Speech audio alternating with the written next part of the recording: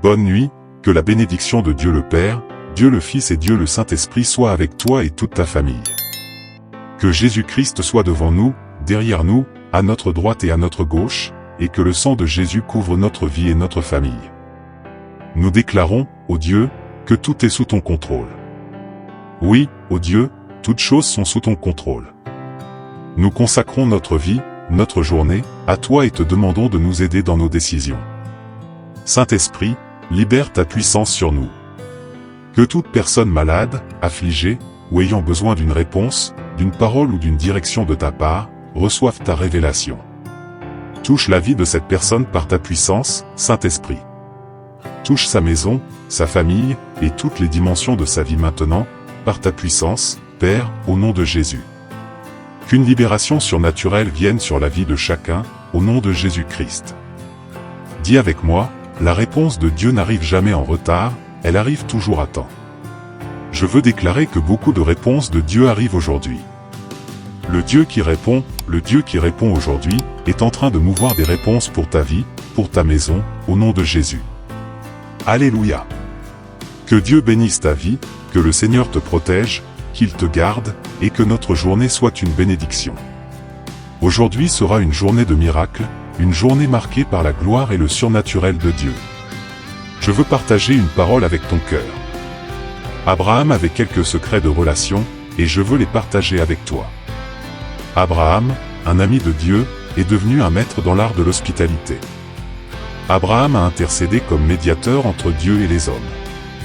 En Genèse 20h17, il a prié pour que le Seigneur guérisse Abimelech, sa femme et ses servantes, et la Bible dit qu'après la prière d'Abraham, les femmes ont commencé à avoir des enfants. Et tu sais pourquoi? Parce qu'Abraham savait intercéder pour les autres. Il y a des personnes que Dieu va placer sur notre cœur pour prier pour elles, et cela changera leur histoire. Le secret de relation et d'alliance réussie est de prier pour tes amitiés, pour tes relations. Tu dois apprendre à prier pour tout. Prie pour tes clients, prie pour ta famille, prie pour tes amis, prie pour tes pasteurs, prie pour les frères de l'Église. Si tu as des collaborateurs, prie pour eux. Si tu as un patron, apprends à prier pour lui ou pour elle. J'ai appris que la prière bénit la vie des autres à travers la nôtre et renforce nos relations. Savais-tu que lorsque tu plantes une prière dans la vie de quelqu'un, tu reçois automatiquement quelque chose de cette relation? La relation devient plus forte, la connexion plus profonde. Essaie de commencer à prier pour les personnes de ta vie, et tu verras que les relations se renforceront. Tu auras un meilleur accès à leur cœur, car la prière brise les barrières spirituelles qui empêchent les gens de se connecter. C'était l'un des secrets d'Abraham. Abraham savait quand sortir et quand entrer dans une relation ou un environnement. Lorsque les bergers de l'eau et ceux d'Abraham se disputèrent, Abraham prit une décision difficile mais nécessaire, il décida de s'éloigner de son neveu. La Bible nous le dit. Toi qui m'écoutes, tu dois avoir la sagesse d'Abraham. Quand les choses commencent à mal tourner, si tu as un partenaire d'affaires, un associé, ou une personne avec qui tu fais affaire, ou même un membre de ta famille, et que cela ne fonctionne pas, n'essaie pas de prolonger pour voir si les choses s'améliorent. Éloigne-toi. Abraham a pris la décision de se séparer de Lot quand les problèmes financiers commencèrent à survenir entre eux. C'était la meilleure chose à faire pour préserver les liens familiaux. Parfois, s'éloigner de quelqu'un de la famille est le meilleur choix. C'est pourquoi toi qui m'écoutes, écoute cette parole comme une prophétie pour ta vie. Si tu commences à avoir des problèmes avec un membre de ta famille, éloigne-toi. Si tu as des problèmes dans tes affaires, n'insiste pas. Dieu montre déjà que cela ne marchera pas. Dieu montre que si tu continues dans ces liens, cela ne fera qu'empirer. C'est ce qui s'est passé avec Lot et Abraham, ils ont eu des problèmes dans leurs affaires, et Abraham, avec sagesse, décida de s'éloigner pour éviter des conflits avec Lot. Fais de même, et Dieu t'honorera, tout comme il a honoré Abraham. Une autre chose que j'apprends ici, c'est qu'Abraham a créé un jardin de souvenirs. C'est merveilleux. En Genèse 12h07, la Bible dit, « Le Seigneur apparut à Abraham et dit, je donnerai cette terre à ta descendance. » Et Abraham bâtit là un autel au Seigneur. Le secret des relations réside aussi dans la capacité à se rappeler des bonnes expériences et des personnes. Si quelque chose ne fonctionne pas avec un associé, ne réessaie pas. Parfois, Dieu ne veut pas que tu aies un associé, une alliance avec quelqu'un d'autre. Abraham a su utiliser ses expériences pour ne plus jamais s'allier de la même manière qu'il l'a fait avec Lot. Nous commettons tous des erreurs, mais ce que nous ne pouvons pas faire, c'est persister dans ces erreurs. Certaines personnes ont déjà été trompées et continuent de rechercher la réconciliation ou de conclure des affaires avec d'autres personnes. Cela causera des problèmes. Mieux vaut s'arrêter. Dieu montre déjà que cette alliance ne fonctionne pas. Un autre secret d'Abraham est qu'il célébrait le succès de ses enfants. Abraham avait une bonne relation avec ses enfants parce qu'il avait appris à les célébrer. Beaucoup de parents aujourd'hui n'ont plus de relation avec leurs enfants, car ils n'ont jamais su célébrer les victoires de leurs enfants. Abraham, en revanche, célébrait autant Ismaël qu'Isaac, et tous deux aimaient Abraham. Si nous voulons entretenir de bonnes relations avec nos enfants, nous devons apprendre à célébrer leur succès. J'ai vu tant de parents et d'enfants ne pas se parler à cause de disputes, de jalousie, de ressentiment. Cela arrive parce qu'il n'y a pas eu de célébration ni de proximité. Abraham évaluait la profondeur spirituelle de ceux qui l'entouraient. En Genèse 20h11, la Bible dit qu'Abraham répondit « Je me suis dit que certainement, il n'y a pas de crainte de Dieu en ce lieu, ils me tueront à cause de ma femme. » Abraham discernait les personnes autour de lui et les environnements dans lesquels il entrait. Fais-tu de même? Évalues-tu tes relations, tes amitiés, les personnes proches de toi? Te retires-tu quand tu vois que quelqu'un n'est pas digne de confiance? Ce discernement spirituel est essentiel, tout comme Abraham l'avait. Abraham n'investissait jamais du temps ni de la confiance dans des amitiés fausses. Ne fais pas de même.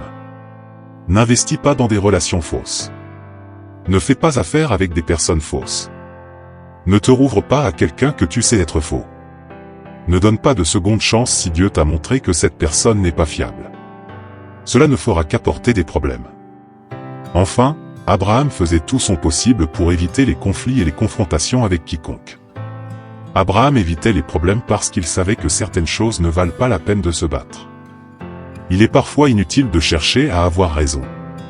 Il vaut mieux laisser Dieu agir. Nous voulons souvent être les justiciers de Christ, mais cela est faux. Nous devons avoir un cœur libre et une vie consacrée à Dieu, en sachant qu'il s'occupera de tout. Je laisse cette parole dans ton cœur au nom de Jésus. Le psaume 91 dit, « Celui qui habite sous l'abri du Très-Haut repose à l'ombre du Tout-Puissant. » Je dis au Seigneur, « Tu es mon refuge, ma forteresse, mon Dieu en qui je me confie. » Il te délivrera du filet de l'oiseleur et de la peste dévastatrice. Il te couvrira de ses plumes, et tu trouveras un refuge sous ses ailes. Sa fidélité est un bouclier et une armure. Tu n'auras pas peur de la terreur de la nuit ni de la flèche qui vole de jour, ni de la peste qui rôde dans les ténèbres, ni du fléau qui frappe en plein midi. 1000 tomberont à ton côté, et 10 000 à ta droite, mais tu ne seras pas atteint. De tes propres yeux, tu verras la punition des méchants. Car tu as dit, le Seigneur est mon refuge, et tu as fait du Très-Haut ta demeure. Aucun malheur ne t'atteindra, aucun fléau n'approchera de ta tente, car il ordonnera à ses anges de te garder dans toutes tes voies. Ils te porteront sur leurs mains, de peur que ton pied ne heurte une pierre. Tu marcheras sur le lion et sur la vipère, tu fouleras le lionceau et le dragon. Puisqu'il s'attache à moi, je le délivrerai, je le protégerai, car il connaît mon nom. Il m'invoquera, et je lui répondrai, je serai avec lui dans la détresse, je le délivrerai et je le glorifierai. Je le rassasierai de longs jours, et je lui ferai voir mon salut. Amen. Laisse-moi prier pour toi et te bénir. Père, je prie maintenant pour qu'il y ait une intervention surnaturelle dans la vie de chaque personne qui prie avec moi. Seigneur, je prie pour qu'elle marche sous la faveur de Dieu. Ouvre le ciel sur elle, donne-lui du discernement dans ses relations. Aide-la, Père, donne-lui la force dont elle a besoin. Toute personne qui manque de force et qui demande au Seigneur de renouveler ses capacités, je prie maintenant, ô Dieu, pour que tu donnes une force surnaturelle, que tu libères ta faveur, que les choses coulent dans nos vies aujourd'hui, de bonnes affaires, de bonnes relations, de bonnes connexions, de bonnes portes, de bonnes opportunités. Nous prions, Père, pour que tu répondes à notre vie. Toute personne qui prie pour une opportunité divine, toute personne qui prie pour que le Seigneur prospère, bénisse ou conduise, je prie, Père, pour que cela se réalise au nom de Jésus. Fais prospérer la vie de cette personne, bénis-la, brise les murailles, les obstacles, les difficultés, et honore sa foi, Père. Honore la foi de chacun ici engagé dans ce propos. Que des réponses arrivent à chaque personne dans cette prière, Père. Qu'il y ait des réponses, ô Dieu. Je te le demande au nom de Jésus, et que toutes les chaînes spirituelles, les blocages, les injustices, tout ce qui se tient aux portes, tout ce qui est bloqué par des personnes ou par le mal, soit brisé maintenant. Ce mal ne pourra pas retenir ce qui nous appartient. Que les chemins soient ouverts maintenant au nom de Jésus-Christ. Je prie pour que les portes de l'emploi s'ouvrent, pour que de grandes choses se réalisent dans la vie de cette personne.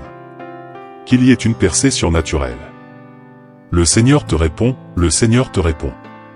Je joins ma foi à la tienne et je déclare que tu recevras une réponse en faveur de ton enfant, de ton mari, de tes finances, de la direction que tu demandes à Dieu.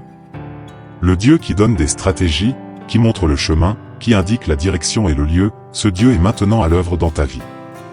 L'onction de Dieu descend sur toi au nom de Jésus-Christ. Je déclare que la main du Seigneur est sur ta vie, que tout piège de l'ennemi contre toi est détruit, tout piège de l'ennemi contre ta maison est brisé. Je te bénis au nom de Jésus-Christ, je te bénis au nom de Jésus-Christ. Je déclare que la main du Seigneur est sur toi, que sa faveur est sur toi. Tu seras béni à ton entrée, béni à ta sortie. Je veux déclarer que la main du Seigneur est sur toi et que tout esprit d'attaque spirituelle est renversé, que toute attaque contre ton esprit, toute douleur dans ton corps, toute maladie, toute infection, toute inflammation, tout cancer, se rende à Jésus-Christ. Je déclare que la main du Seigneur est sur toi, que le Seigneur te guidera, qu'il t'aidera dans tes décisions. Et aujourd'hui sera une journée de signes pour ceux qui cherchent une direction de Dieu. Aujourd'hui sera une journée de signes. Je déclare au nom de Jésus que les signes de Dieu viendront dans ta vie, que les réponses de Dieu arriveront dans ta maison au nom de Jésus. Personne ne restera perdu, personne ne sera sans savoir que faire. Dieu honore au nom de Jésus-Christ. Amen et Amen, Amen.